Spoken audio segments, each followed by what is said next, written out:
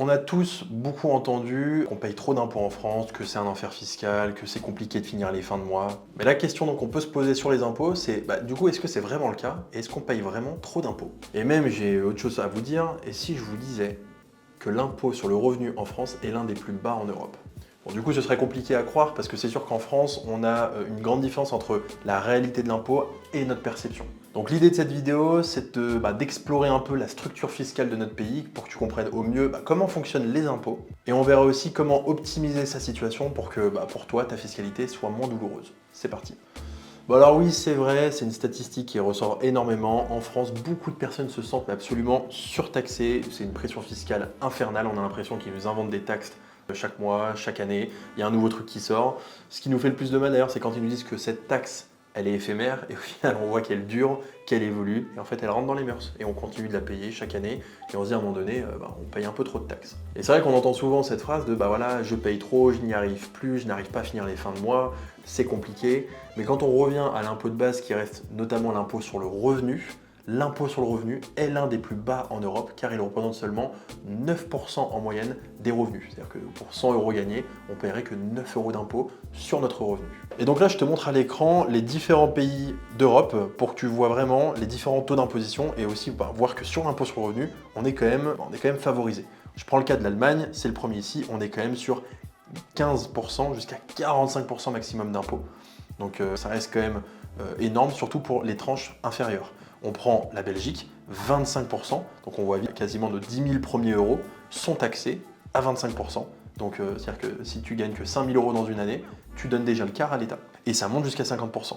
Évidemment, il y a d'autres pays comme la Bulgarie qui sont à 10%, Chypre qui peuvent être jusqu'à 0%, mais qui montent quand même jusqu'à 35%. Le Danemark qui fait quand même très mal, 37% jusqu'à 59%. Et on va arriver à la France où on est de 0 à 45. Alors là, ce n'est pas les dernières tranches d'imposition, elles ont légèrement augmenté. Chaque année d'ailleurs, ils essayent de les rehausser un petit peu. Aujourd'hui, notre première tranche démarre à partir des 11 800 €. Donc 11 800 € à 0 €, c'est-à-dire que ce qui est bien en France, c'est que vos 11 000 premiers euros ne sont pas taxés, c'est gratuit. Dès lors que vous les dépassez, là de 11 000, on est à 28 000 maintenant, 6 000, vous allez être taxé à 11%. Et puis la plupart de la classe moyenne se trouve dans la tranche à 30. Ils gagnent plus de 26 000 € et du coup, sur cette partie-là, ils vont payer 30% d'impôt. Donc mis bout à bout, votre impôt en moyenne représente 9% de vos revenus. Donc on voit bien que l'impôt sur le revenu, il n'est pas si excessif que ça. Et on voit bien aussi qu'il est fait pour favoriser au mieux les plus faibles revenus. Évidemment, dès qu'on a des gros revenus, on peut gagner 150, 200 000 €, là on va commencer à payer 45% d'impôt. Mais bon, quand on gagne 200 000 €, on n'a pas les mêmes problèmes que quand on en gagne que 20 000. Mais donc si l'impôt sur le revenu est si bas, alors pourquoi on a ce sentiment de pression fiscale? Alors on a ce sentiment de pression fiscale parce que depuis le début, on parle que d'impôt sur le revenu, qui est l'impôt sur notre travail en fait. Quand vous gagnez votre salaire, c'est ce qu'on vous prend sur votre salaire. Mais il existe plein d'autres taxes diverses et variées qui ont des fonctionnements complètement différents et on va les lister. Et là, on va en prendre une en particulier, la TVA. TVA que pour beaucoup, on a l'impression, on s'en rend pas trop compte, elle est entre guillemets indolore, mais elle se ressent dans le prix de tout ce qu'on peut acheter. Et donc, cette TVA, historiquement, elle a été instaurée en 1968 pour financer évidemment plein de choses. Il y a eu aussi la dette de notre pays qui est rentrée en jeu. Et on a eu différents taux. Il y a eu des taux majorés. On voit que même pendant les années 70, le taux majoré était jusqu'à 33%. Mais au final, aujourd'hui, on est revenu sur des taux normaux de 20%. Tout ce dont vous achetez, l'État prend une com de 20%. Ce qui, cela dit, est énorme. Les taux intermédiaires, taux réduits qui vont notamment être dans l'alimentaire, de 10, 5%, c'est des choses qui sont aussi possibles. Et il faut bien vous dire une chose, c'est que la TVA, par rapport à l'impôt sur le revenu, en termes de recettes fiscales pour l'État, ça représente 3 fois l'impôt sur le revenu. C'est l'impôt le plus lucratif pour l'État. Et si on fait une moyenne, la TVA représente à peu près 152 € par mois par citoyen. Donc tous les mois, l'État gagne à peu près 152 € de TVA par citoyen. Est-ce que pour autant c'est propre à notre pays? Pas tant que ça, parce qu'au final la TVA elle est quasiment répandue dans tous les autres pays, notamment dans les pays d'Europe, et on est quasiment aligné en termes de taux. Alors il y a aussi une autre taxe qui va aussi justifier le fait que on est dans un pays où les salaires sont malheureusement bas par rapport au travail qu'on peut fournir et par rapport à d'autres pays, pour la simple et bonne raison que ce qui va baisser le plus nos salaires, c'est les cotisations sociales. c'est aussi un autre impôt qui participe énormément dans cette pression fiscale. Mais ces cotisations sociales financent énormément de prestations, prestations sociales, prestations de santé, retraite, chômage. Il y a énormément de choses que les cotisations sociales financent. Et d'ailleurs, les employeurs français, je crois qu'on est quasiment les champions du monde là-dedans, où on paye le plus de charges sociales sur un salaire. Donc si ce n'est pas l'impôt sur le revenu qui représente cette pression fiscale, et bah d'où elle vient cette pression fiscale? Alors oui, sans surprise, ce sont les cotisations sociales qui sont le plus élevées, et là du coup à l'écran on va voir comment sont réparties nos cotisations sociales.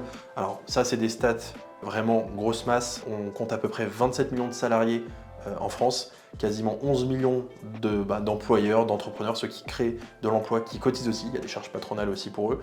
Tous ces actifs cotisent à l'URSSAF, l'URSSAF collecte absolument tout et va reverser. Elle va reverser le plus gros, quasiment 40% pour la maladie. On va retrouver 28% pour la retraite, et puis derrière la famille, le chômage, l'autonomie, la dette sociale, le transport, la formation professionnelle, etc. etc. Et donc c'est vrai que l'URSSAF va venir garantir surtout la maladie et la retraite, même si la retraite on est dans un régime un peu différent, c'est une structure par répartition, pas par capitalisation.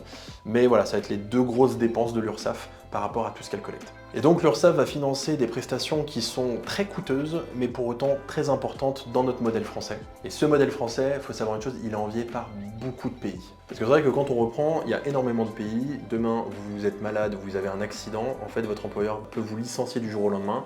Vous n'avez pas forcément des indemnités de chômage, vous vous retrouvez directement à la rue. Vos assurances maladie, vous les payez uniquement quand vous cotisez, sauf que pour cotiser, il faut un salaire. Vu que vous n'avez plus de job, vous n'avez plus de salaire, vous ne cotisez plus, vous n'êtes plus assuré, et là du coup vous payez toute votre poche. Donc quand on n'a pas d'épargne, ça peut vite être très compliqué, et bon voilà, en France, on se plaint souvent qu'on n'a pas de culture financière, mais on n'en a pas aussi parce qu'on a créé aussi un matelas très confortable pour le citoyen, de manière à ce que s'il lui arrive un pépin, il ne soit pas en danger de mort. Un autre graphique très important, là on peut voir du coup les pays où l'on gagne le mieux sa vie. On se classe qu'en 16e, c'était en 2017. Statista, j'ai pas vu les dernières stats, mais elles sont pas énormément bougé. Et là on peut voir, bon, le premier pays où on gagne le mieux sa vie, ça va être la Suisse. Évidemment, les salaires suisses sont réputés pour être très élevés. Mais là ce qui va être intéressant, c'est qu'on va pouvoir comparer notre brut et notre net. Et on voit que nos différents écarts, on prend un exemple tout bête, 6e Belgique. Et bon, au final, un Belge va gagner 59 000 bruts, mais il va lui rester que 35 000. Quand nous, avec 48 000 euros, il nous reste 34 000, quasiment la même chose. Donc on n'est pas le pays le plus à plaindre. C'est vraiment ça qu'il faut comprendre. Même si on a une grosse pression fiscale, même si entre ce brut et ce net, il y a beaucoup de cotisations sociales qui partent, au final, on n'est pas le pays le plus à plaindre. Mais maintenant, la question qu'on peut se poser, c'est est-ce que ce modèle de redistribution justifie des cotisations qui peuvent paraître élevées? Alors il faut savoir une chose, c'est que le système fiscal français, il a été conçu normalement pour redistribuer la richesse. Et il faut savoir, voilà, les revenus élevés sont censés soutenir les revenus les plus faibles. Pour autant, aujourd'hui, ce qu'on voit, c'est que les revenus élevés sont très bien optimisés, voire ils quittent la France. Les revenus faibles, pour eux, c'est encore plus compliqué d'aller s'enrichir, donc finalement, ils s'appauvrissent. Et le système reste maintenu par la classe moyenne qui, elle, se sent surtaxée et sous pression. Et quand on regarde ce graphique, ça prouve un peu nos propos parce que malgré qu'on ne soit pas non plus extravagant sur nos charges sociales et qu'il y a d'autres pays qui en prennent beaucoup plus, finalement, quand on compare nos charges sociales par rapport à ce qu'on produit, notre fameux PIB, on est la championne d'Europe. Et on le voit clairement, dans les pays d'Europe les plus développés, c'est pas anodin d'être entre 40 et 50%. Donc c'est ce que représenteraient nos cotisations sociales par rapport à notre PIB. Et dans d'autres pays où ils sont peut-être moins développés, ou certains, Malte, Chypre, on est plutôt sur du 30-34%. Donc il n'y a rien de déconnant. Mais par contre, oui, nous, on est quand même à 48%, ce qui est quand même énorme. Et en résumé, si on reprend un peu chronologiquement les taxes qu'on va rencontrer le plus souvent dans notre vie et de manière directe, parce qu'évidemment, il y en a plein de manière indirecte, la première, déjà, quand vous commencez à travailler, la première des choses, c'est que votre employeur vous paye un salaire, il le déclare de manière brute, il va payer, lui, des cotisations, des charges patronales, et derrière de ce brut va finir un net. Vous, de ce net, c'est ce que vous percevez dans votre poche, mais derrière, il y a déjà plein d'impôts, plein de cotisations qui ont été prélevées pour financer notre système. Une fois que vous avez votre net, c'est avant impôt. Maintenant, vous êtes soumis à l'impôt sur le revenu, et donc là, ça rentre dans les fameuses tranches 0, 11, 30, 41 et 45. Une fois que vous avez cet argent en poche, vous êtes content, vous allez pouvoir acheter des choses, et tout ce que vous allez acheter, TVA, boum, 20%, absolument tout ce que vous allez acheter, vous allez avoir cette fameuse TVA à 20% sur tout ce que vous achetez. Évidemment, quand il y a des taux réduits, 10%, 5,5, 5,1, tout ça c'est des choses aussi qui rentrent en compte, mais globalement on est sur du 20%. À un moment donné, vous allez avoir besoin de vous déplacer, donc vous allez acheter un véhicule. Aujourd'hui, sur l'écologie, on a cette taxe carbone. On l'a vu pour ceux qui adorent les véhicules sportifs, dès que vous voulez taquiner un peu des véhicules avec des bons petits moteurs, au final on se retrouve vite à lâcher 10, 15, 20, 30 000 euros, voire même 40 000 euros de taxes. Je prends l'exemple notamment sur les Ford Mustang. Une Ford Mustang aujourd'hui, sachez que ça coûte à peu près 40-50 000 euros. Et bien si vous voulez l'acheter en France, ça coûte le double, en sachant que la moitié, c'est une taxe carbone. À un moment donné, vous allez vouloir aussi vous loger. Alors on a beaucoup entendu parler de la taxe d'habitation qui est en pleine suppression. Il y a encore certains endroits où elle est encore là, la taxe d'habitation, encore pendant quelques années. Mais si toutefois vous voulez acheter quelque chose, vous allez avoir la taxe foncière. Vous allez ni plus ni moins que payer une taxe forfaitaire de là où vous habitez, juste parce que vous possédez un bien. Vous avez des assurances vie, des placements en bourse, compte titres. Vous allez aussi avoir des taxes qui vont s'appliquer, généralement la flat tax. Et pour finir, tout ce que vous aurez accumulé pendant votre vie, si vous avez des enfants, des héritiers, vous allez forcément leur léguer ce patrimoine. Et si vous ne l'avez pas bien conçu sur votre gestion de patrimoine, là par contre l'État, il va arriver avec ses taxes sur la succession. Et il faut savoir une chose, c'est que au-delà de 15 000 euros, ça coûte minimum 20% sur tout ce que vous possédez, hormis certains actifs, certaines enveloppes fiscales comme l'assurance vie. Et donc si vous faites mal les choses, que vous n'êtes pas marié, que vous n'êtes pacsé, sans testament, bref, il y a plein de choses à prendre en compte, oui, les taxes sur la succession peuvent monter jusqu'à 60%. Alors la question qu'on pourrait se poser, c'est faut-il être pessimiste de la situation? Est-ce qu'il faut juste se dire, non, finalement la France c'est pourri, je quitte la France, je préfère partir à Dubaï, aux États-Unis, j'aurai plus de chances de m'en sortir? Eh bien pas forcément, parce que pour autant, chaque Français bénéficie du système avec des prestations qui sont pour beaucoup de pays quelque chose qui est comme un cadeau en fait. Il y a beaucoup de pays, c'est vous qui payez toute votre poche et ça coûte tellement cher que si vous n'avez pas une bonne gestion financière, vous êtes mort. Donc là, prenons un graphique, on va voir par exemple sur l'écran le coût des systèmes de santé à travers le monde. Ça c'était en 2018. Bon, on s'en fout de savoir ce qu'il y a entre privé, public, obligatoire, facultatif, mais on voit que on est comme dans une bonne position. On dépense en moyenne par an, par habitant, 4 200 euros. Ce qui est rien par rapport aux États-Unis qui sont quasiment eux les champions du monde, ils sont au double. Ce qui est, oui, après il y a d'autres pays comme la Pologne, ça coûte forcément moins cher.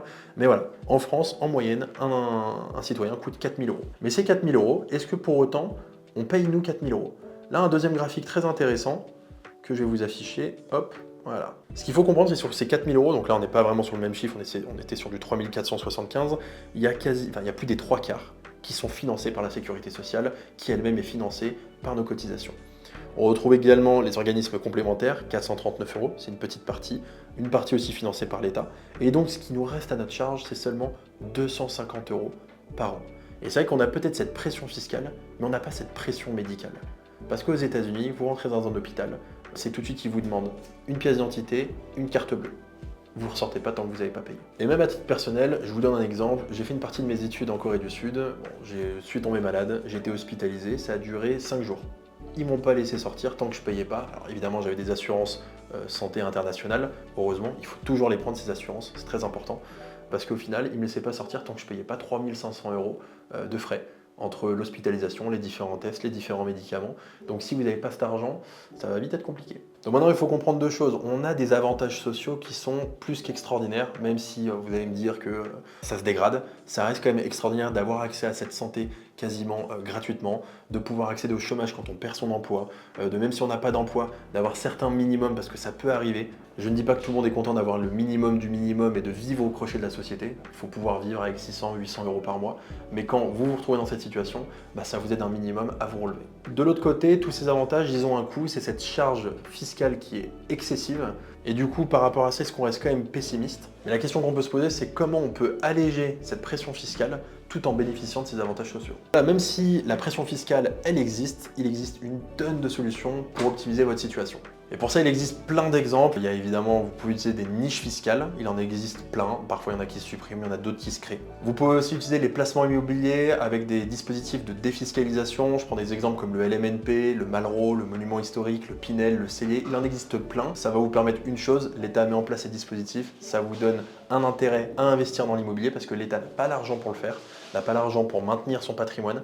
Donc, il vous dit, écoutez, mettez de votre argent pour financer quelque chose qu'on ne peut pas financer. En échange, je vous fais un cadeau fiscal. On va retrouver également l'assurance vie, excellent produit pour pouvoir optimiser ses frais de succession, voire les mettre à zéro. D'autres façons aussi d'optimiser la succession avec le démembrement de propriété, les donations, c'est des choses aussi qui sont très courantes. On peut aussi retrouver le business, c'est sûr que quand on a son propre business, on maîtrise un peu tous les tenants et les aboutissants entre son chiffre d'affaires, sa rémunération, ses dividendes, son réinvestissement, si vous voulez fonctionner avec une holding, réinvestir dans une SCI, C'est des choses qui sont possibles. À titre personnel, il y a aussi le PER, plan d'épargne retraite. Ça aussi, excellent produit pour vous constituer une retraite et en même temps réduire vos impôts.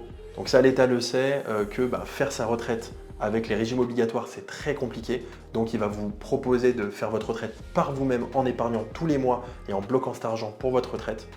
Mais en échange, vous allez réduire votre impôt sur le revenu. La seule chose que je peux vous proposer, c'est je vous encourage vivement à consulter des professionnels de la gestion de patrimoine et du courtage en assurance. Faut vraiment se dire une chose, c'est que la gestion fiscale, ça ne concerne pas que les grandes fortunes, mais on peut en bénéficier à tous les niveaux de revenus. Et c'est tout l'intérêt de ce contenu, c'est de rendre la gestion de patrimoine accessible à toutes et à tous, et même imaginer une gestion de patrimoine haut de gamme pour vraiment s'enrichir. Et comme le dit le dicton, moi je vous conseillerais vivement de vous occuper de vos impôts avant que ce soit eux qui s'occupent de vous. Donc voilà, pour finir, oui, on paye beaucoup d'impôts, mais ce n'est pas là où se trouve le problème. Le problème vient vraiment de comprendre où va cet argent, à quoi il sert, et surtout comment optimiser sa propre situation. Je sais pas ce que t'en penses, est-ce que pour toi on paye trop d'impôts, ou est-ce que c'est juste une mauvaise gestion personnelle de tes finances, de ton patrimoine, ou est-ce que parce que tu n'as pas l'info, tu n'as pas les possibilités, tu ne trouves pas le temps, mais comme je te l'ai dit, si tu ne trouves pas le temps à un moment donné, c'est les impôts qui vont s'occuper de toi. Donc en fonction de ton cas, je te laisse me le dire en commentaire, je serais ravi de savoir ce qui se passe dans ta vie et de pouvoir t'aider. Mais quoi qu'il arrive, si tu te sens perdu face à toute la fiscalité française, que tu ne sais pas comment optimiser la gestion de ton patrimoine et surtout sa transmission, pose-moi ta question en commentaire, ou alors si c'est trop personnel, tu ne veux pas le mettre en public, tu m'envoies un message privé et on te trouvera une solution. Merci d'avoir regardé cette vidéo, je vous dis à la prochaine pour une vidéo et surtout n'hésitez pas à vous abonner pour en savoir plus sur la gestion de patrimoine et l'optimisation de votre situation. À bientôt.